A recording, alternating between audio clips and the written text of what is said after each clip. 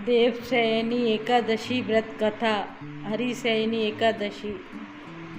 हिंदू धर्म में एकादशी व्रत का विशेष महत्व है। वर्ष भर में 24 एकादशियाँ आती हैं, जिनमें देवशयनी एकादशी का स्थान सर्वोपरि है। यह आषाढ़ शुक्ल पक्ष की एकादशी को आती है और इसे हरिशयनी, पद्मा या आषाढ़ी एकादशी भी कहते हैं। इस दिन भगवान विष्णु क्षीर सागर में शयन करते हैं और 4 मास के लिए योग निद्रा में चले जाते हैं। इन चारों मासों को चतुर्मास कहते हैं, जिसमें शुभ कार्य वर्जित माने जाते हैं। कथा का आरंभ। राजा मानधाता का राज। सतयुग के समय की बात है। इक्ष्वाकु वंश में एक पराक्रमी, धर्मनिष्ठ और सत्यवादी राजा राज करता था। राजा मानधाता उनका शासन न्यायप्रिय, प्रजा वत्सल था। राजा अपने राज्य की जनता को संतान के समान मानते थे। राज्य में कोई भी दुखी या पीड़ित नहीं था। सभी धर्म पालन करते थे। गायें स्वतंत्र चरती थीं। ब्राह्मण वेद पाठ में रत रहते थे और व्यापार भी धर्म के अनुरूप चलता था। किंतु एक समय ऐसा आया जब राज्य में अकाल पड़ गया। वर्षा नहीं हुई, नदी तालाब सूखने लगे, अन्न दुर्लभ हो गया और जन में त्राही त्राही मच गई। राजा मानधाता, जो प्रजा के दुख को अपने दुख से भी बढ़कर समझते थे, अत्यंत चिंतित हो उठे। उन्होंने मंत्रियों से विचार विमर्श किया, यज्ञ कराए, ब्राह्मणों को दान दिया, परंतु स्थितियां नहीं सुधरी। एक दिन उन्होंने निश्चय किया कि जब तक इस समस्या का समाधान नहीं मिलेगा, वे विश्राम नहीं करेंगे। राजा मानधाता को याद हुआ कि अंगिरा ऋषि, जो ब्रह्मा जी के मानस पुत्र हैं, हिमालय के निकट एक वन में तपस्यारत हैं। वे तुरंत पैदल ही उस दिशा में चल पड़े। घने वनों को पार करते हुए एकांत में बसे उस आश्रम तक पहुँचे। अंगिरा ऋषि ने राजा का स्वागत किया और पूछा, राजन, इस घोर तपोवन में तुम्हारा क्या कार्य है? राजा ने विनम्र भाव से उत्तर दिया, भगवान, मैं धर्म का पालन करने वाला राजा हूँ। मेरी प्रजा मेरी संतान के समान है, परंतु आज से वे पीड़ित हैं। राज्य में वर्षा नहीं हो रही है, अनाज नहीं है और लोग भूख से व्याकुल हैं। मैं यह नहीं समझ पा रहा हूँ कि यह पाप किसका है और उपाय क्या है। कृपा करके मार्ग दिखाएं।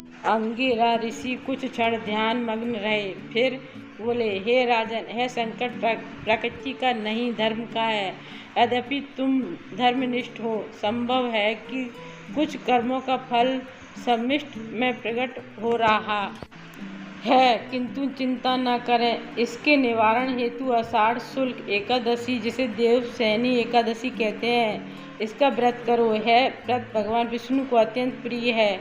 जो इस दिन उपवास करके रात्रि जागरण करता है और भगवान विष्णु की आराधना करता है, उसके सारे पाप नष्ट हो जाते हैं और वर्षा अवश्य होती है। राजा ने कृतज्ञ होकर ऋषि के चरणों में प्रणाम किया और तुरंत लौट आए। देवशयनी एकादशी का व्रत आषाढ़ शुक्ल पक्ष की एकादशी के दिन आया। पूरे राज्य में व्रत का प्रचार किया गया। स्वयं राजा ने उपवास रखा, ब्राह्मणों को आमंत्रित किया, संध्या को भगवान विष्णु की विधि पूर्वक पूजा की और रात्रि भर भजन कीर्तन में रत रहे।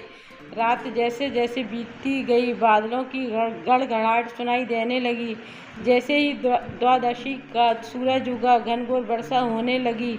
सूखी हुई धरती ने मुस्कुराना शुरू किया। खेतों में हरियाली छा गई, नदियां कलकल करने लगी, लोग आनंद में झूम उठे। राजा मानधाता ने उस दिन है संकल्प लिया कि वे चतुर्मास भर सात्विक आहार करेंगे, नियम पूर्वक राजा पूजा करेंगे और हर एकादशी का व्रत करेंगे।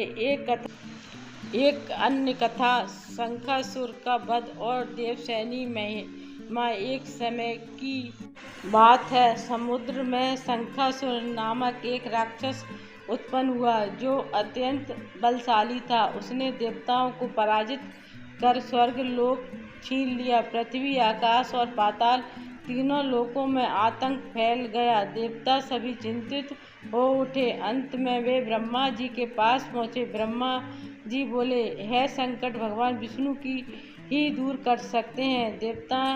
क्षीर सागर में पहुँचे, जहाँ भगवान विष्णु योग निद्रा में लीन थे। उनके मुख से प्रकाश निकल रहा था, नेत्रों पर कमल की पंखुड़ियाँ थीं। लक्ष्मी जी उनके चरण दबा रही थीं। देवताओं ने ध्यान से स्तुति की, हे नारायण, हे पुरुषोत्तम, संसार की रक्षा हेतु कृपया जागिए। भगवान विष्णु ने नेत्र खोले और देवताओं से समस्या पूछी। देवताओं ने शंखासुर की सारी कथा बताई। भगवान विष्णु सुदर्शन चक्र उठाया और शंखासुर के पास गए। समुद्र के गर्भ में घोर युद्ध हुआ, अतः भगवान ने शंखासुर का वध किया। उनकी शंखनुमा अस्थियों से एक पवित्र शंख उत्पन्न हुआ, जिसे भगवान विष्णु ने अपने हाथ में धारण किया। तभी से वह पंचजन्य शंख कहलाया। इस घटना के बाद भगवान विष्णु ने देवताओं से कहा, अब मैं 4 मास तक योग निद्रा में रहूँगा। है समय तपस्या, भजन, ध्यान और संयम का है। जो व्यक्ति इस काल में नियमों का पालन करेगा, वह मेरे कृपा पात्रों में होगा। देवशयनी एकादशी इसी घटना से जुड़ी है, जब भगवान विष्णु शयन को जाते हैं और चतुर्मास प्रारंभ होता है। व्रत विधि का विस्तार। देवशयनी एकादशी के दिन प्रातः काल स्नान कर व्रत का संकल्प लिया जाता है। सात्विक भोजन ग्रहण कर उपवास का आरंभ किया जाता है। रात्रि में जागरण कर भगवान विष्णु का स्मरण किया जाता है। पद्म पुराण के अनुसार इस दिन शालिग्राम शिला या विष्णु प्रतिमा का पूजन करना अत्यंत पुण्यदायक होता है।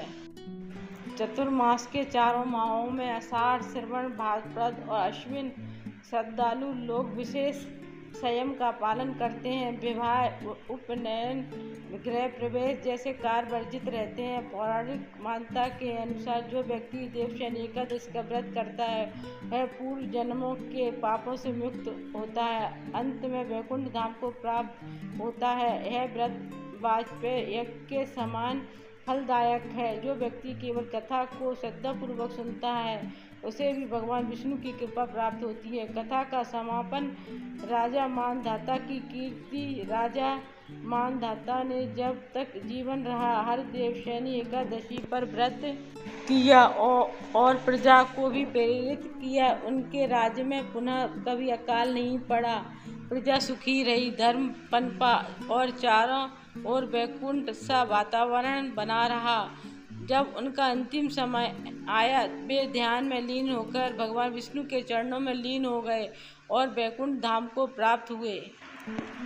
उपसंहार। देवशयनी एकादशी केवल एक उपवास नहीं, बल्कि एक जीवन दर्शन है, जिसमें भक्ति, तपस्या और आत्मशुद्धि का समावेश होता है। यह हमें बताता है कि जब जीवन में अंधकार और संकट आए तो भक्ति की ज्योति प्रज्वलित करें। भगवान का स्मरण, संयमित आचरण और धर्म की राह ही मनुष्य को कल्याण की ओर ले जाती है। बोलो विष्णु भगवान की जय। प्लीज़ मेरे चैनल को लाइक एवं सब्सक्राइब करें। धन्यवाद।